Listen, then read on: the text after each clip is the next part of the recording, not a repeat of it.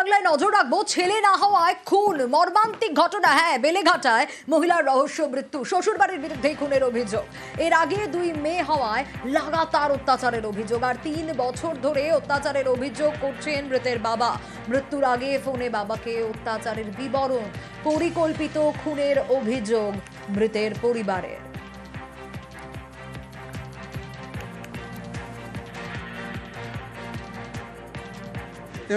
দীর্ঘদিন প্রায় 5-6 বছর ধরে ওই কন্যা সন্তান এ নেই ও নেই, মানে কি বলবো ওদের বাড়িতে।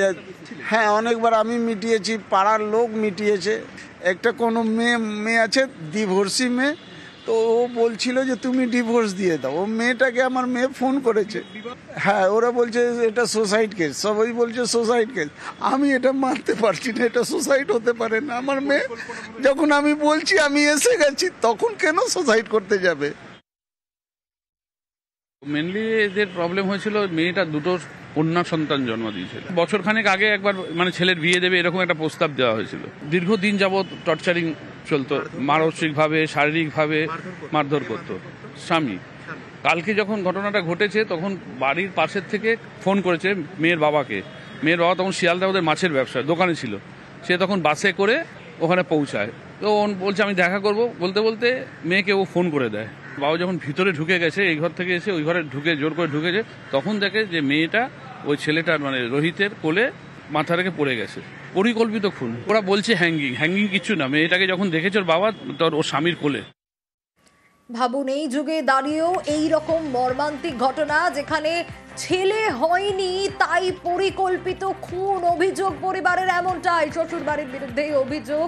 এর আগে 2 মেয়ে, 2 কন্যা সন্তান, আর তাতেই নাকি লাগাতার অত্যাচার করা হয়। আর এই পরিকল্পিত খুনের অভিযোগ তুলছে মৃতের পরিবার। মৃত্যুর আগে ফোনে নির্যাতনের অভিযোগ, বাবাকে ফোনে নির্যাতনের অভিযোগের কথা জানিয়েছিল মেয়ে। শোনাবো সেই অডিও। आप बोल रहे तुमरा कोई चोट नहीं ना लगा है तुमको? नहीं, हम मारते हैं। हाँ? हम टॉर्चर कर रहे हैं आपका दामाद को। लोन का पैसा चाहिए, साइन चाहिए। मेरा 10 जगह में बहुत सारा बॉयफ्रेंड हम रखे हैं। हम लड़कियां चीज इन खाना खा रहे थे तो इनका किसी लड़की का फोन आया। हम उस लड़की को बहुत दिन पहले भी मैसेज किए थे कि दोबारा फोन या मैसेज मत करना। तो अभी फिर उनका वो अपना स्ट्रेटेजी बना के कि हाँ मेरा डिवोर्स होने वाला है, समथिंग ऐसा हम लोग अलग होने वाले हैं। तो हम उस लड़की को ना फोन या मैसेज करके कॉल करके गाली दिए हैं कि तुमको समझ में नहीं आया, दोबारा कॉल या मैसेज आएगा तो अच्छा नहीं होगा। उस बात पे वो जो हमको बस बेल्ट से मारे हैं और दीवार में टकरा के बस कुछ नहीं, अंदरूनी चोट है, हम ठीक है। उनका पूरा दिख रहा है तो उस सच है, वो ठीक है, हम गलत है। अच्छा, मेरा फोन तोड़ दिए हैं पूरा। है? बच्चा लोग वार्ड में है। वार्ड में? अच्छा, ठीक है। हाँ, तुम्हारा फोन देखिए पापा, अभी हम एक तो बात बोले, बोलो। हमको अलग कीजिए वरना या तो हम फांसी लगा लेंगे और सच में लगा लेंगे, क्योंकि मेरा अभी माइंड स्टेबल नहीं है। हम जिस डिप्रेशन और जिस एंजाइटी से हम बहुत दिन से बोलना चाह रहे हैं सबको, लेकिन हम बोल नहीं पा रहे हैं। हमको बहुत तकलीफ हो रहा है मेरे दिमाग पे। मेरे को नींद नहीं आ रहा उतना दवाई खाने के बाद भी कभी कभी। শ্বশুরবাড়ির বিরুদ্ধেই পরিকল্পিত খুনের অভিযোগ রয়েছে। কি বলছে মৃতের স্বামী এবং মৃতের শ্বশুর, দেখে।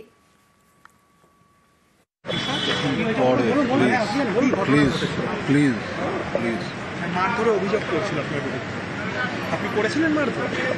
না দাদা, না। একটা এলিগেশন তো, মানে কি ঘটনা ঘটেছিল সব আমি বলে দিয়েছি, পরে কথা বলুন। কি ঘটনা ঘটেছিল স্যার প্লিজ? আমি জানি আমি কি লস করেছি, ঠিক আছে? অবশ্যই। মারধর কি করেছিলেন আপনি? একটা অভিযোগ। না, মারধর করেননি। আমি ওনার বাবা, মানে মেয়ের বাবা, দুটো আমার বন্ধু। বিয়ে হয়েছে, স্বামী স্ত্রীর মধ্যে হয়েছে। একটা অন্য রুমে বসেছিলাম, ওর স্বামী অন্য রুমে ছিল, মেয়েটা অন্য রুমে হয়েছে। এরম কেউ যা কল্পনা করতে পারে না কি এরম করবে না। এটা মিথ্য কথা, এটা মিথ্য অভিযোগ। কন্যা নিয়ে ওটা হয়েছে, এটা কখনো শুনবো না। সে তো ঝগড়া করে যখন ও তো মা বাবাকে বলবেই। আমরাও ওইখানে ছিলাম, আমি আমার বাবা দুটো সঙ্গে বসেছিলাম। ও গলায় দিয়েছে, ওড়নি বলে যে মারধর করে নেই, এমনি গালাগালি হয়েছে। থালা ফেলেছে, খাবার দিয়েছিল, সে থালা ফেলে দিয়েছে, সেটা আমি নিজে দেখলাম।